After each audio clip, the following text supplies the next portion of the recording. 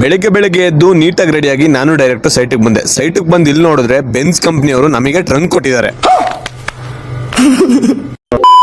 ಆಮೇಲೆ ಸೈಟಿಂದ ವಾಪಸ್ ಬಂದ್ಬಿಟ್ಟು ಯಾಕೆ ಅಂತಂದ್ರೆ ಬೆಳಗ್ಗೆ ಒಣಗಾಕಿರೋ ಬಟ್ಟೆನ ಎತ್ತಾಕ್ಬಿಟ್ಟು ಅಲ್ಲಿಂದ ನಾವು ಮೆಟ್ರೋ ಸ್ಟೇಷನ್ ಕಡೆ ಹೊರಟು. ಮೆಟ್ರೋ ಸ್ಟೇಷನ್ ಕಡೆಗೆ ನಾವು ಯಾಕೆ ಹೊರಟು ಅಂತಂದ್ರೆ ನಾವು ಇಂಟರ್ನ್ಶಿಪ್ ಬಗ್ಗೆ ಸ್ವಲ್ಪ ಮಾತಾಡಬೇಕಿತ್ತು ಆಫೀಸಲ್ಲಿ.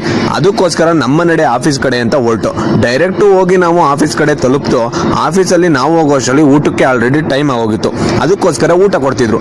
ಅಲ್ಲಿ ಹೋಗಿ ಭರ್ಜರಿ ಊಟನ ಹೊಡ್ಕೊಂಡು ನಾವು ಹೋಗಿ ಅದಾದ್ಮೇಲೆ ಅಲ್ಲಿ ಜಾಯ್ನಿಂಗ್ ಲೆಟರ್ಗಳನ್ನ ಇಸ್ಕೊಂಡು ಅದಾದ್ಮೇಲೆ ನಾವು ಡೈರೆಕ್ಟ್ ವಾಪಸ್ಸು ಸೈಟಿಗೆ ಬಂದೆ. ಸೈಟಿಗೆ ಬರೋ ಅಷ್ಟರಲ್ಲಿ ನಾವು ಆಲ್ರೆಡಿ ಸನ್ಸೆಟ್ ಆಗ್ಬಿಡ್ತಿತ್ತು.